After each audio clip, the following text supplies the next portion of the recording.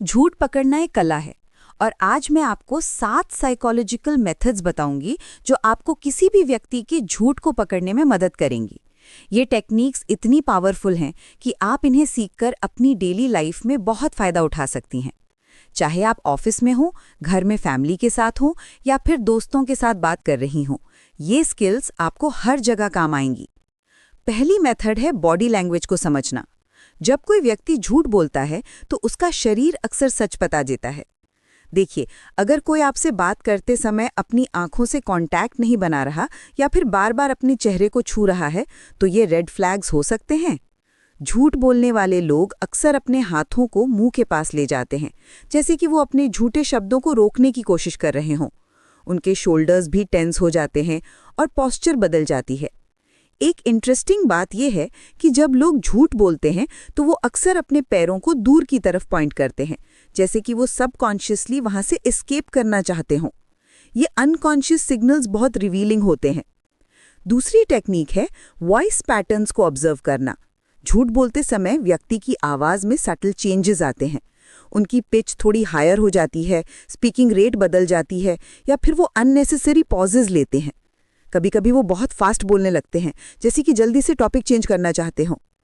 Recent research बताती है कि वॉइस स्ट्रेस एनालिसिस में 92% तक एक्यूरेसी हो सकती है। इन वॉइस क्यूज को पकड़ना थोड़ा प्रैक्टिस मांगता है, लेकिन एक बार आप इसे समझ गई तो ये बहुत इफेक्टिव टूल बन जाता है। खासकर फोन कॉन्वर्जेशंस में, जहां आप सिर्फ वॉइस पर डिपेंड करती हैं, ये टेक्निक बेहद वैल्यूएबल है। तीसरी मेथड है माइक्रो एक्सप्रेशंस को पहचानना। ये वो छोटे छोटे फेशियल एक्सप्रेशंस हैं जो सिर्फ मिलीसेकंड्स के लिए दिखते हैं। जब कोई झूठ बोलता है तो उसके चेहरे पर एक quick flash of real emotion दिख सकता है बिफोर वो फेक एक्सप्रेशन लगाए। ये बहुत क्विक होता है, लेकिन ट्रेन्ड आई इसे कैच कर सकती है। फियर, एंगर या डिस्गस्ट के माइक्रो एक्सप्रेशंस अक्सर झूठ के साथ आते हैं। इंटरेस्टिंग फैक्ट ये है कि ये माइक्रो एक्सप्रेशंस कंट्रोल नहीं हो सकते, इसीलिए ये इतने रिलायबल हैं।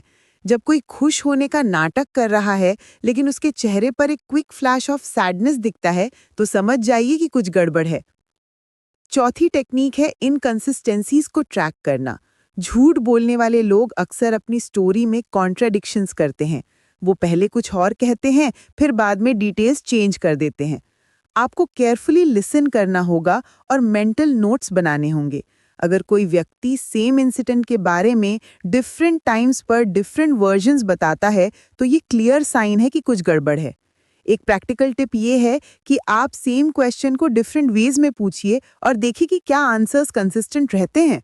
झूठ बोलने वाले लोग अक्सर डिटेल्स में फंस जाते हैं क्योंकि उन्हें अपनी फैब्रिकेटेड स्टोरी को रिमेंबर रखना पड़ता है। पांचवी मेथड है इमोशनल रिस्पॉन्सेस को एनालाइज करना। जेन्युइन इमोशंस और फेक इमोशंस में बहुत डिफरेंस होता है। जब कोई सच में अपसेट है तो उसकी होल बॉडी लैंग्वेज उस इमोशन को रिफ्लेक्ट करती है, लेकिन फेक इमोशंस में ये सिंक्रोनाइजेशन नहीं होता। उदाहरण के लिए, अगर कोई सैड होने का नाटक कर रहा है लेकिन उसकी आईज में रियल सैडनेस नहीं है तो ये डिसेप्शन का साइन हो सकता है। रियल इमोशंस में टाइमिंग भी नेचुरल होती है, जबकि फेक इमोशंस अक्सर डिलेड या एक्सैजरेटेड होती हैं। आप नोटिस करिएगा कि जेन्युइन सरप्राइज में आईब्रोज, आईज और माउथ सब साइमल्टेनियसली रिएक्ट करते हैं। छठी टेक्निक है क्वेश्चन पैटर्न्स का यूज करना। स्ट्रेटेजिक क्वेश्चनिंग से आप किसी को भी कॉर्नर में ला सकती हैं। ओपन एंडेड क्वेश्चंस पूछिए, अनएक्सपेक्टेड एंगल से अप्रोच करिए और डिटेल्स के लिए प्रोब करिए। झूठ बोलने वाले लोग अक्सर वेग आंसर्स देते हैं या फिर क्वेश्चन को डिफ्लेक्ट करने की कोशिश करते हैं। वो आई डोंट रिमेंबर या आई थिंक सो जैसे अनसर्टन फ्रेजेस का ज्यादा यूज करते हैं।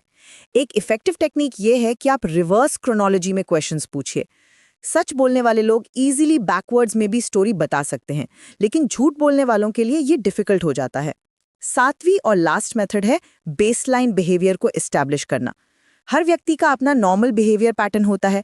पहले आपको ये समझना होगा कि वो पर्सन नॉर्मली कैसे बिहेव करता है, फिर आप डिविएशंस को स्पॉट कर सकती हैं। अगर कोई normally confident person suddenly nervous लग रहा है या कोई टॉकेटिव पर्सन सडनली क्वाइट हो गया है तो ये साइंस हो सकते हैं। इसके लिए आपको पेशेंस चाहिए और ऑब्जर्वेशन स्किल्स डेवलप करनी होंगी। इन सभी मेथड्स को इफेक्टिवली यूज करने के लिए प्रैक्टिस की जरूरत होती है। शुरुआत में आप सिर्फ 1 या 2 टेक्निक्स पे फोकस करिए, फिर ग्रेजुअली सभी को कंबाइन करना सीखिए। रिमेंबर, ये टूल्स एम्पावरमेंट के लिए हैं, मैनिपुलेशन के लिए नहीं। इनका यूज करके आप अपने रिलेशनशिप्स में ट्रस्ट बिल्ड कर सकती हैं और इंपॉर्टेंट डिसीजंस में बेटर जजमेंट ला सकती हैं। आज से ही इन टेक्निक्स को प्रैक्टिस करना शुरू करिए। डेली कॉन्वर्सेशंस में इन साइंस को ऑब्जर्व करिए, लेकिन हमेशा याद रखिए कि कॉन्टेक्स्ट भी इंपॉर्टेंट है। कभी-कभी नर्वस बिहेवियर का मतलब झूठ नहीं होता, बल्कि एंजाइटी या स्ट्रेस हो सकता है। इसीलिए हमेशा मल्टीपल इंडिकेटर्स को देखिए